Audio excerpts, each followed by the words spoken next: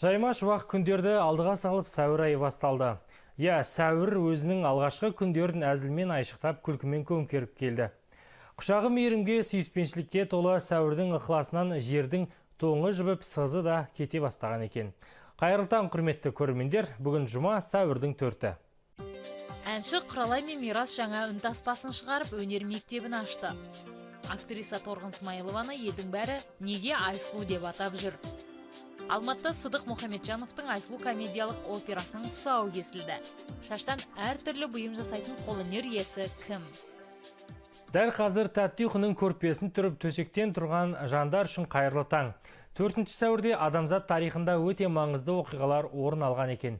Бүгін Сенегал Республикасында мемлекеттің тәуелсіздік күнін мерекелесе, Қытайда сәуірдің 4 мен 6 аралығында Циньмян күндері аталып өтеді. Циньмян алғашқы көк шыққан кезде қыдыру күні деген мағына білдіреді. Циньмян нағыз көктем мерекесі. Бір қызығы, 4 сәуірде еліміздің намысын байрақты бәсекелерде қорғаған қос бірдей олимпиада чемпиондары дүниеге келіпті. Оның бірі Сидней олимпиадасының чемпионы Бекзат Саттарханов болса, екіншісі Қазақстанның еңбек сіңірген спорт шебері әлемдік олимпиада ойындарының чемпионы Василий Жиров. Ол бүгін 40 жасқа толады. Және Қазақстан Республикасының еңбек сіңірген әртісі Жанна Қуаныш қызының да 4 сәуір туған күні. Ізгі тілектер жүрек жарды қуанышқа ұласын. Бүгінгі туған күн иелерін құттықтай отырып, қайырлы таңның сазды сәлемін тарту етеміз. Қабыл алыңыздар.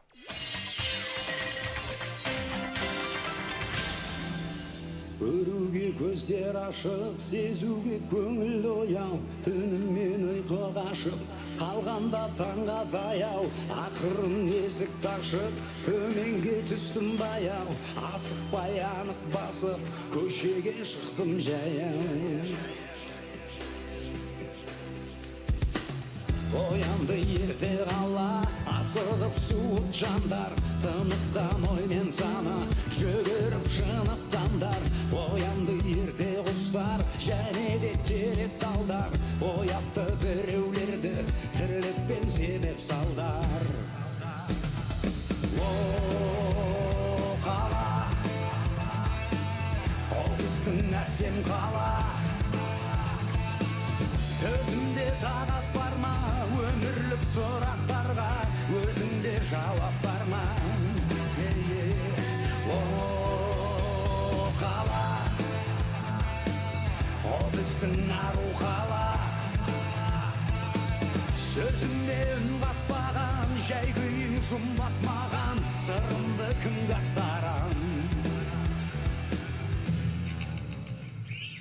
Шамдардай шағылысқан, сандардай жаңылысқан, қозғалып әрлі-берлі көліктер ағылысқан, сендердей соғылысқан, жандардай сағынысқан, жан-жаққа бара жатыр адамдар сабылысқан. О, қала, о біздің әсем қала, көзімде тағат бар ма, өмірлік сұрақтарға өзіңде жауап бар ма? О, қала, о біздің ару қала, сөзіммен қатпаған, жай күйін жұмбақ маған, сырымды кімге ақтарам?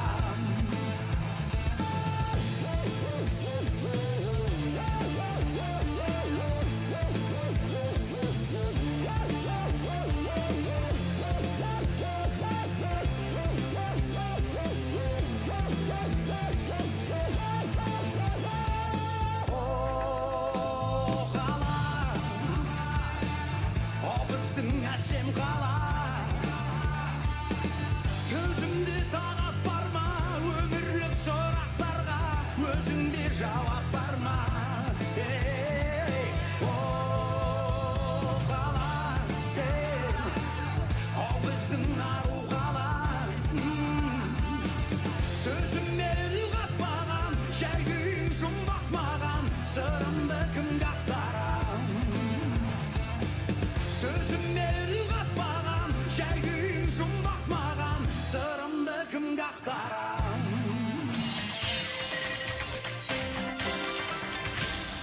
Қазақтың ән өнері үздіксіз жандану үстінде. Ол әуендік тұрғыдан жаңаша өңделіп, мазмұнына сай ырғақтармен өзгеше шырқалуда. Міне, көктем басталғалы бері көптеген әншілердің репертуары жаңа ән, жаңа бейнебаянмен толға түскен. Бұл жағымды жаңалықтардан әншілердің толассыз ұмтылысын, тынымсыз ізденісін көреміз.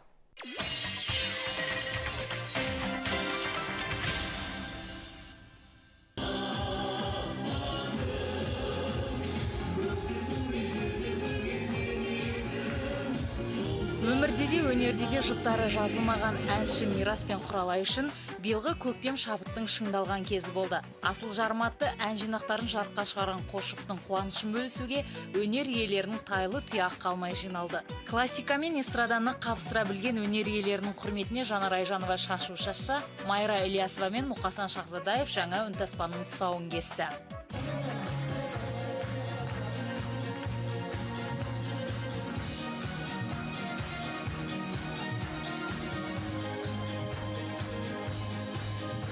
Сондай-ақ Қосшып Мирас Құралай вокалдық мектебі мен өмір баяндармен өнерлерінен мәлімет беретін арнайы сайт ашты.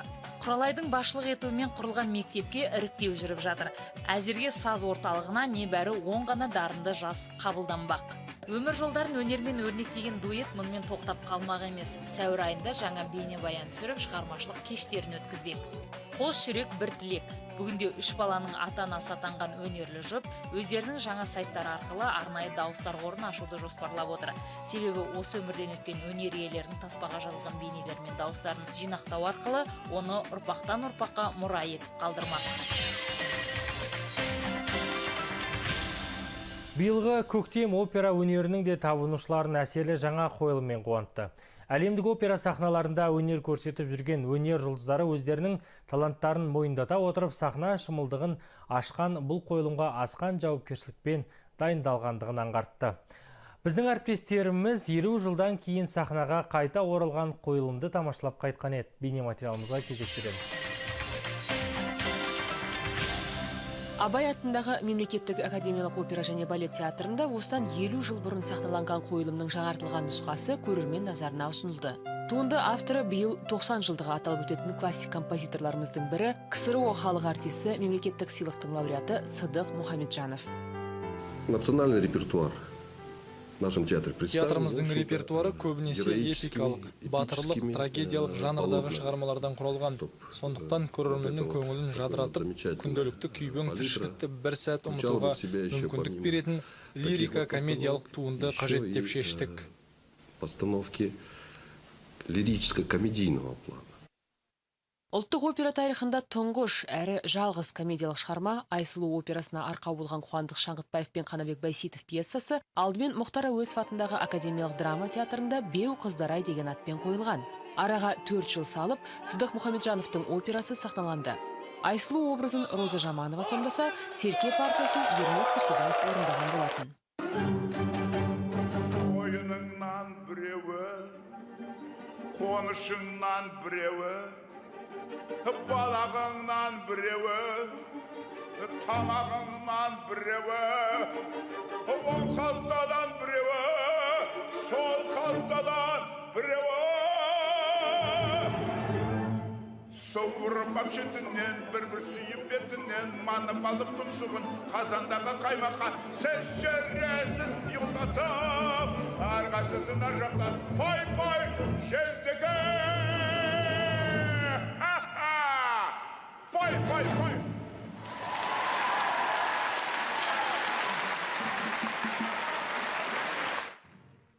Композитордың қызы Ләйла Мұхамеджанова әкесінің Айсұлу операсын шығарған сәттегі көтеріңкі көңіл күйін, сол күндері үйлерінде жиі бас қосатын сахна саңлақтарын ерекше сезіммен есіне алады. Әкем бұл операға кіріскенде Кәукен Кенжетаев, Қанабек Байсейітов, Ермек Серкебаевтар біздің үйге жиі келетін. Әкемнің кабинетінен олардың ду күлкісі, қалжыңдасқан дауыстары естілетін. Операның әрбір сахнасын талқылаған олар сол мезетте шыққан дүниені орындайтын.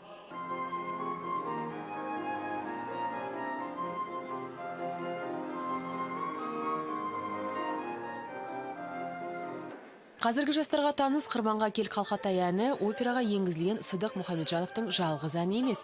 Операның музыкалық мазмұны халық арасында кеңінен тараған композитордың әндері мен романстарымен толтырылған.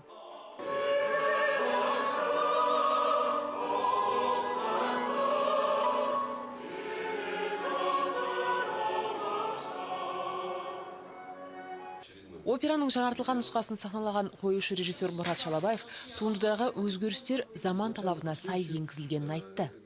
Бұл целинный совхозындағы мәселе емес, енді бұл Алматыдағы жаңағы осы өзіміздің уақыттағы екі ғашықтың Серке мен Айсұлудың шағын ғана өмірінен аздаған үзінді.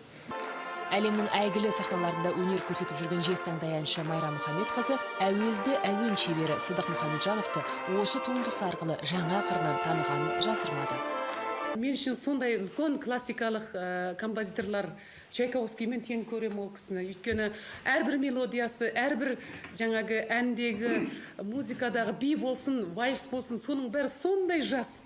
Тура қай заманға, қай уақытқа қойсаңыздар өлмейтін біздің мәңгілік классиканың туындылары. Оперетта, водевиль, драма спектаклінің ерекшеліктерін хореографиямен үйлестіре білген шығармашылық топтың тың еңбегі өнер сүйер қауымның ыстық ықыласына бөленді.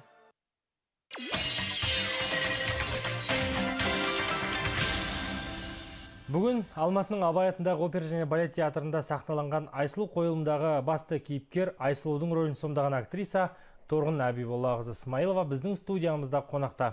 Қайырлы таң, Торғын ханым, студиямызға қош келдіңіз. Көңіл күйіңіз қалай? Сәлеметсіз бе? Тамаша. Сізді біз әсерлі дауыс иесі, талантты опера әншісі ретінде білеміз. Ал осы қойылымда сіз басты рөлді сомдайсыз. Енді Айсұлудың образының күрделілігі неде? Біз көбінесе бұның алдында өз басыма келетін болсам, көбінесе жаңағы трагедиялық операларда ән салдым басты рөлде. Бізде көптен бері қазақ тілінде комедиялық опералар қойылған жоқ болатын. Күрделілігі бұнда ән айтып тұрып жылайсың, күлесің, сол жері ғана болмаса. Біздің білуімше бұл қойылымда көптеген опера жұлдыздар ойнайды. Айсұлу бұл 50 жылдан кейін сахнаға қайта оралып отырған туынды. Бұрынғы Айсұлудағы кеңестер одағы кезіндегі қоғамдық құрылым сипатталатын еді. Ал енді спектакльдегі оқиғаның уақыты осы заманға сай өзгертілді ме? Өзгертілді. Дәл осы кездегі мына өмірдегі болып жатқан жастардың арасындағы махаббат, әзіл, қалжың көріністер көрінеді. Бұл өзімізді рөлімізді, әрқайсымыздың өзіміздің рөлімізді сомдауымызға өте бір қолайлы жай болды. Енді қойылымның қоюшы дирижері Ерболат Ахмедияровтың, ал қоюшы балетмейстер Қазақстан Республикасының халық әртісі Гүлжан Сұтқабаеваның еңбегін атап өтпеске болмайды. Қойылымға режиссерлік қандай жаңа шешімдер, жаңалықтар енгізілді? Мүлдем қызық болды. Біз негізі опера әншілер кішкене еркелеуіміз ғой. Ол біздің арамызда жүрген, мысалы өзімде сахна төрінде жүргенде менің әріптесім болды. Қыз жібек операсында Төлегенді ойнады, мен жібекті айттым.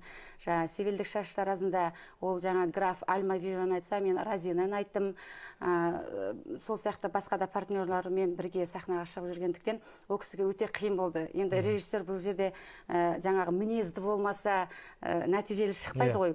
Бұл кісінің айтарлығым, бұл кісі туралы айтатын болсам, бұл кісі сондай мінезі жұмсақ, бір сөзбен айтқанда интеллигентный адам да. Өте жақсы ол, сондығынан да жемісті болды деп ойлаймын. Өзінің жаңағы әрбір рөл бар ғой, әрбір рөлдің біз күнде қарап отырамыз, тек қана өзіміз айтып болған екен, сырттан қарап отырамыз ғой, сол кезде ол кісіге таң қаламыз, осы кісі ұйықтай ма екен деп.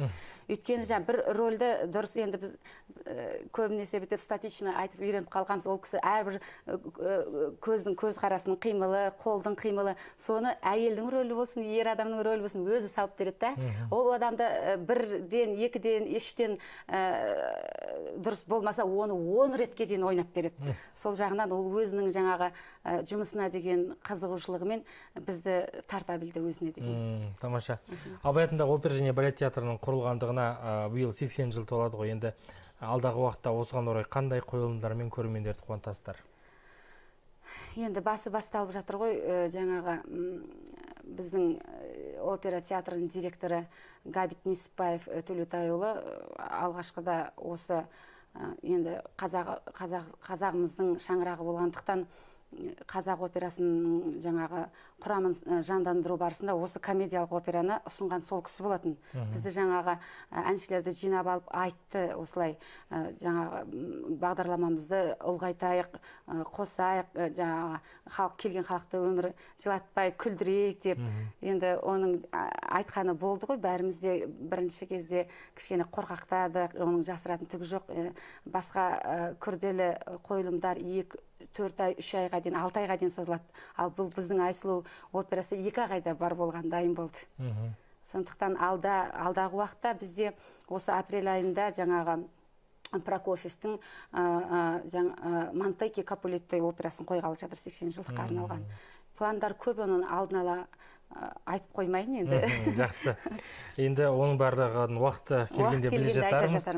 Жақсы.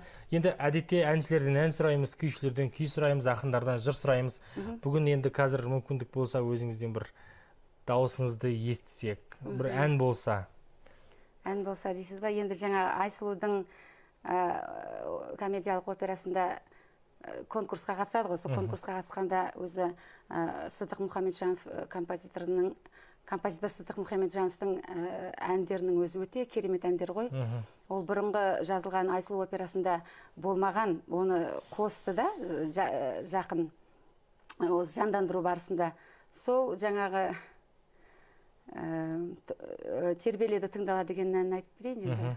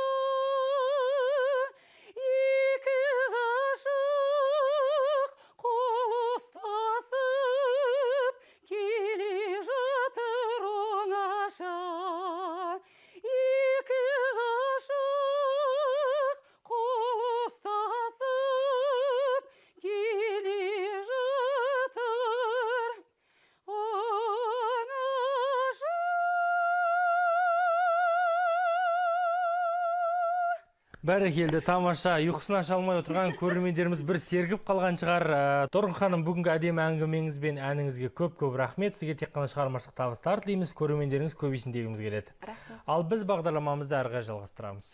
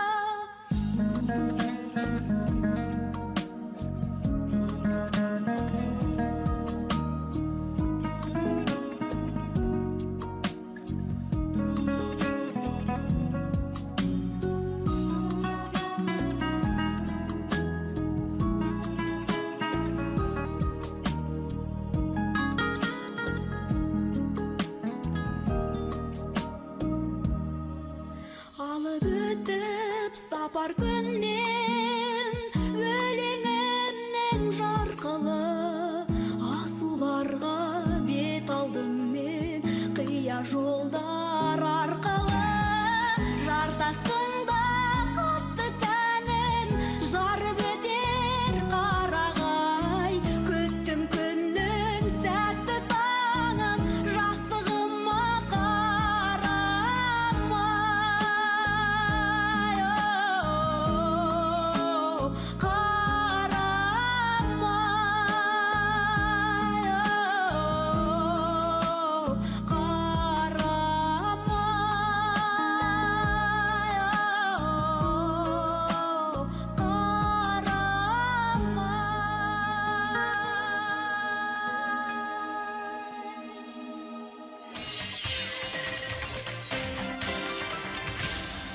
Өмірде адамға аса қажетті мамандықтардың түрі жиі кездеседі. Өйткені мұндай мамандықтар адамзат баласының әдемілікке, сұлулыққа ұмтылысы басталған кезден пайда болған. Бір кезде хандар мен патшалардың сарайында аса қажет қызмет түрі бүгінгі таңда да сұранысқа ие. Оның қандай мамандық екенін әріптестеріміздің келесі бейнематериалынан біле аласыздар.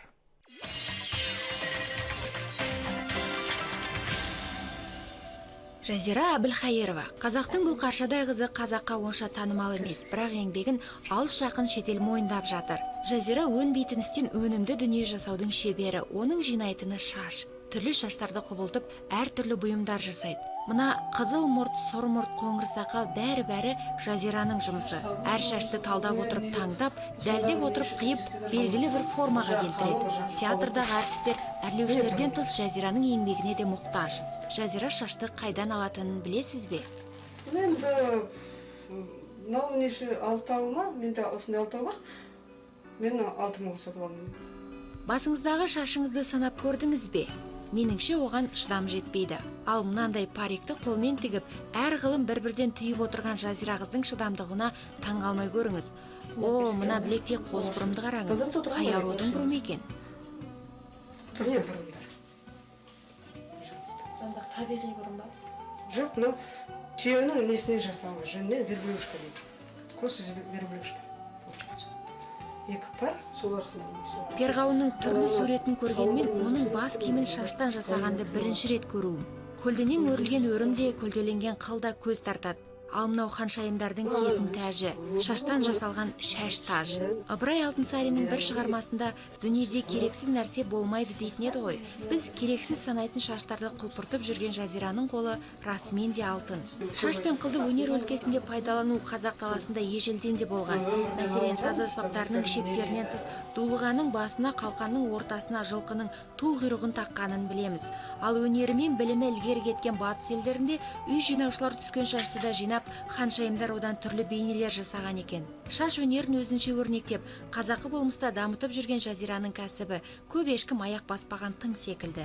Болашағы зор. Міне көктем басталғалы бері егіс алқабы мен шаруа қожалықтарында жұмыс қызып тұр. Малдың аузы көкке тиіп қол ұзарғанмен, малшы мен диханшы бір күн емес, бір сағаттың өзін бос өткізбеуге тырысады. Өйткені көктемнің бір күнгі еңбегі бір жылдық өніммен өлшенеді. Табиғаттың сырын баққан малшы мен диханның ырысын еселей түсер жұлдыздардың жорамалын ұсынамыз.